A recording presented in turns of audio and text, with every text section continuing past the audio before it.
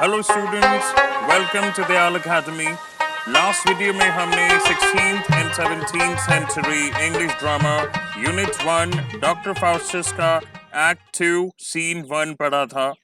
आज हम शुरू करने वाले हैं एक्ट 2 सीन 2।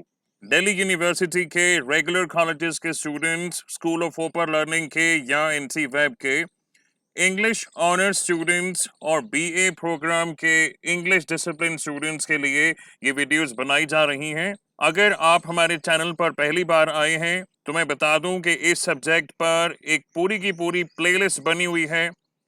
आप चाहें तो वीडियो नंबर 1 से देखना शुरू कर सकते हैं।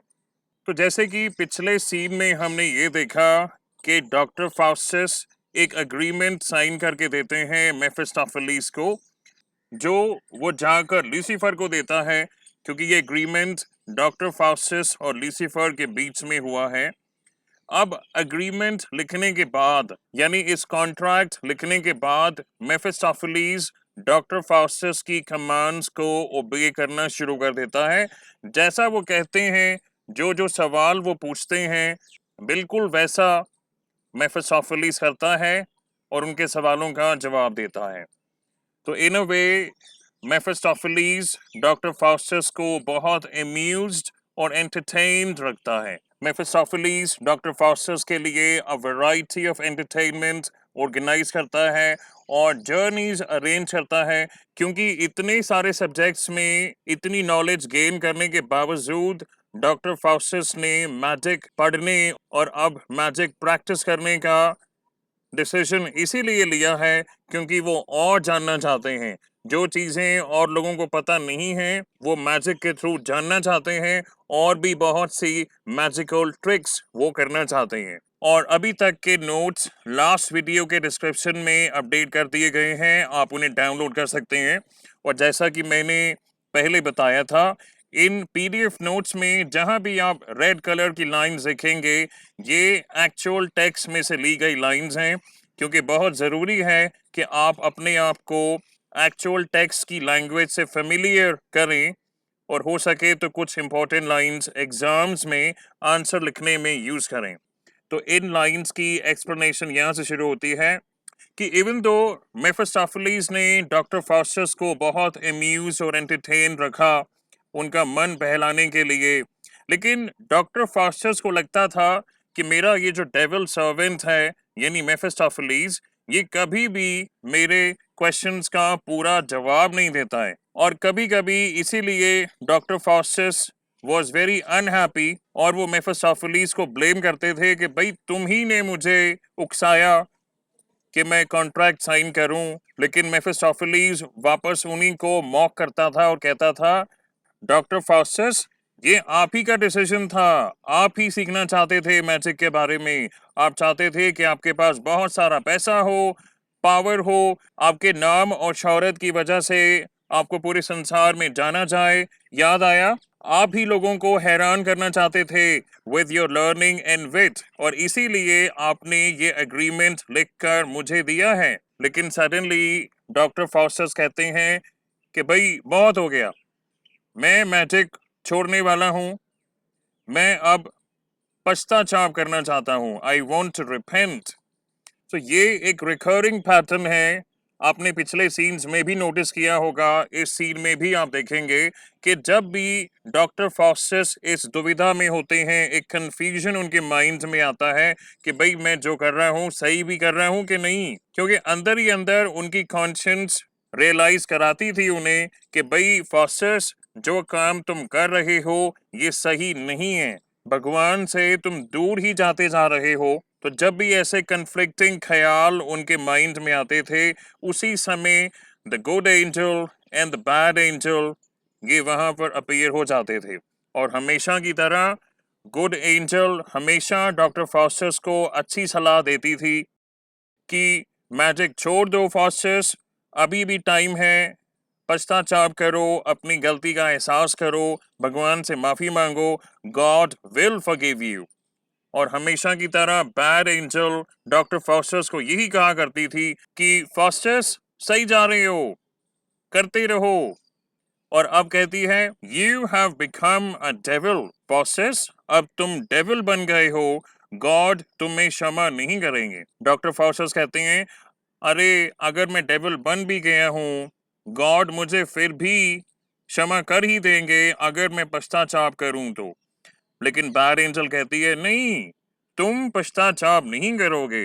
यानी बैड एंजल का काम है कि डॉक्टर फास्टर्स को हमेशा उकसाना, जिस गलत राह पे वो चल रहे हैं उसी पर चलने की सलाह देना। So now doctor fosters was in terrible agony. उन्हें अंदर ही अंदर इतना डर लग रहा था कि जो उन्होंने किया है, ऑब्वियसली ब्लैक मैजिक करना, काला जादू, ये अच्छा नहीं कहलाया जाता और वो पश्चाताप करना चाहते थे। ही ट्राइड टू रिपेंट, लेकिन जैसे ही उन्हें उन चीज़ों का ख्याल आता था जो मेफिस्टोफेलिस ने उन्हें दिखाई थी, यानी मैजिक के थ्रू मान लो कोई चीज़ वो जानना चाहते हैं, वो चीज़ उन्हें दिखा दी, अलग अलग जगहों पर लेके गया उनको, तो ये सब ख्याल डॉक्टर फाउस्टस को रोकती थी पश्चाताप करने से।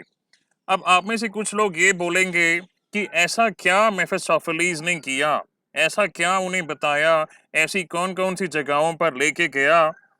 तो ऐसा है, वो एक टाइम हुआ करता था जब इंटरनेट नहीं हुआ करता था।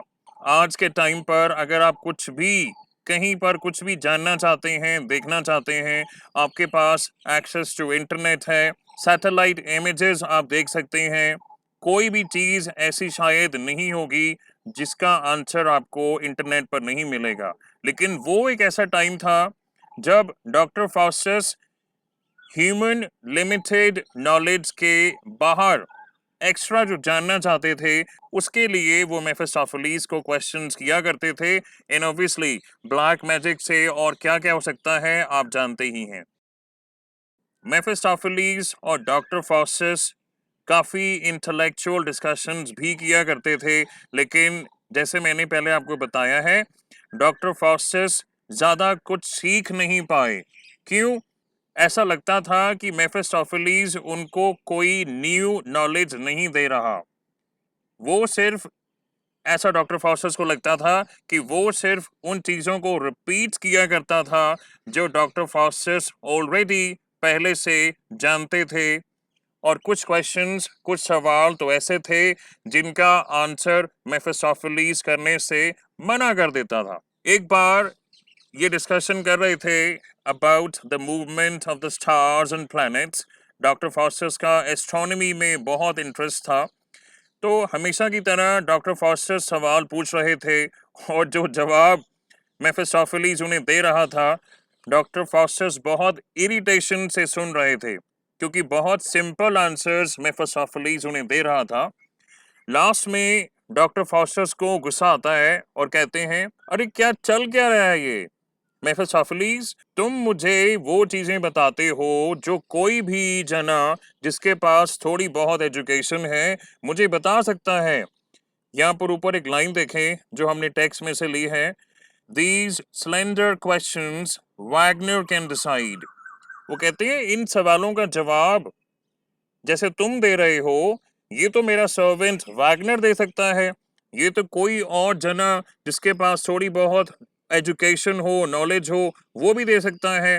तुम्हारा क्या काम हुआ मेफिस्टोफेलिस? आगे कहते हैं मैंने इसलिए नहीं एग्री किया था कि मैं अपनी सोल यानी आत्मा लूसीफर को दूंगा 24 साल के बाद कि मैं तुमसे ऐसे सिंपल आंसर सुनूं जो मुझे कोई भी स्टूडेंट दे सकता है। यानी इस चीज को लेके डॉक्टर फास्टर्स बहुत गुस्से में थे कि जो भी सवाल पूछते हैं उनका कंप्लीट आंसर मेफिस्टोफेलिस दे नहीं पाता है। अगर देता है तो बहुत सिंपल से आंसर देता है और कुछ क्वेश्चंस का सवाल तो देता ही नहीं है।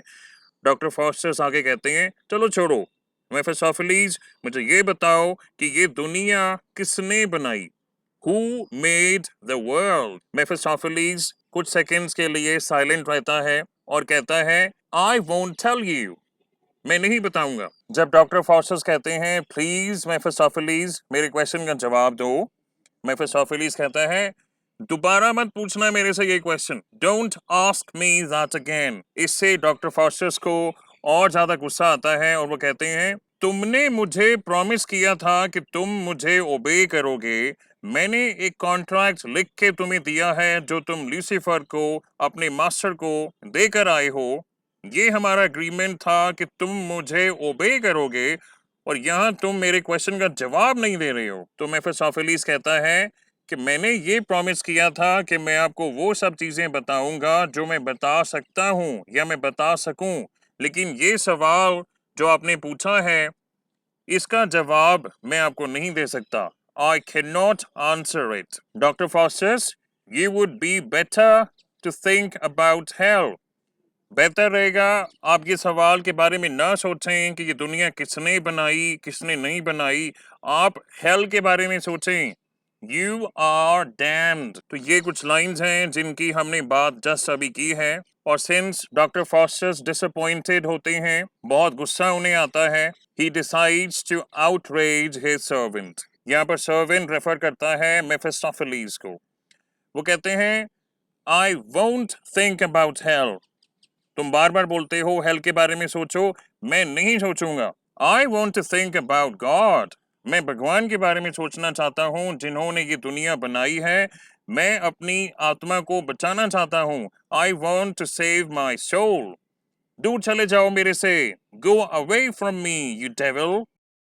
तो मेफिस्टोफेलिस गुस्से में चला जाता है, और डॉक्टर फॉस्टर्स कहते हैं, अपने आप से बात करते हैं कि अभी भी टाइम है।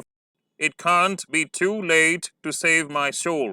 यानी बीच बीच में उन्हें ये ख्याल आते रहेंगे कि अब मैं भगवान को याद करूं, मैं माफ़ी मांगूं, पश्चाताप करूं, शायद अभी भी टाइम है कि मैं अपने आप को बचा सकूं। और once again good angel bad angel उनके कमरे में आते हैं, और बैड एंजल पहले बोलती है कि फास्टस अब बहुत देर हो चुकी है।